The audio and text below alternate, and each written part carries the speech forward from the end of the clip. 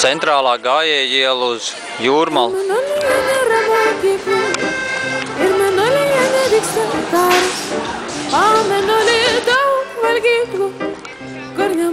Visās malās tirko visādas grabažas.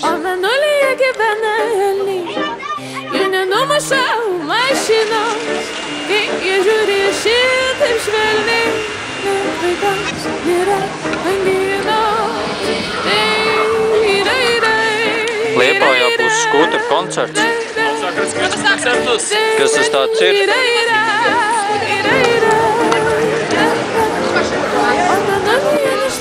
Pārsimts metrus nos no galvenās ielas.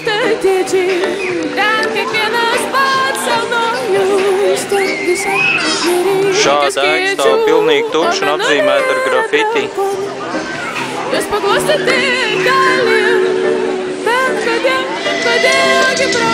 Pie indiāņiem 0 skatītāji. Pie hiphoperiem vesela čupa.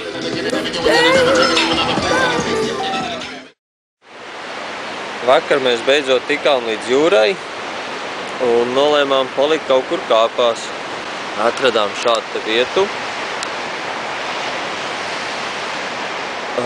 Bet, diemžēl, vakar visu dienu līja lietus un visu nakti līja lietus. Un visas mūsu mantas ir diezgan slapjas.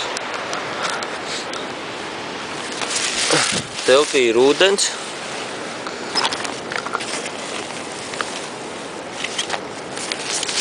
Visos galos drēbes ir slapjas. Un izskatās, ka šodien arī nebūs diezko saulains laiks.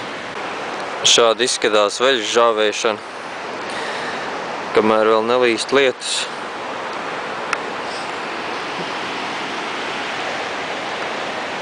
Jo skatoties uz to pusi,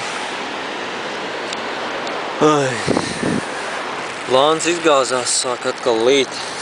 Tāpēc mēs izdomājam izmantot vienu no Palangā sastopamajiem pakalpojumiem. Mēs noīrējām istabiņu. Braucot iekšā Palangā jau ir vesels strīdi par cilvēkiem stāv, kuri piedāvā noīrēt butes. Un butes izrādās ir dzīvoklis. Var noīrēt dzīvokli vai arī vienu istabu kambari. Un pa 60 litām var dabūt šādu te istabu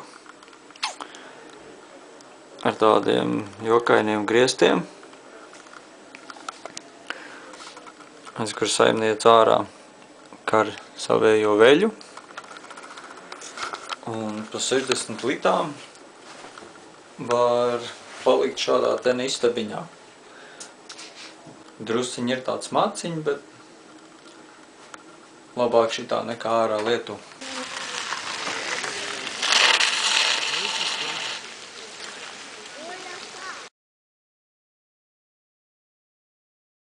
Память.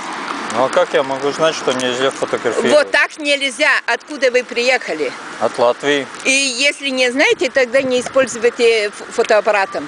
Ну а что такое плохое? Что такое плохое, что нельзя люди? Вот можешь вот, природу фотографировать, а не людей. Ну а что, у вас будет реклама? Как будет вам премия вот такая? 3000 литров узнаешь. Какая премия? Закон. Такая премия. Как а если я хочу фотографировать вот это дома, ведь там стоите? Нет. Больше увидят.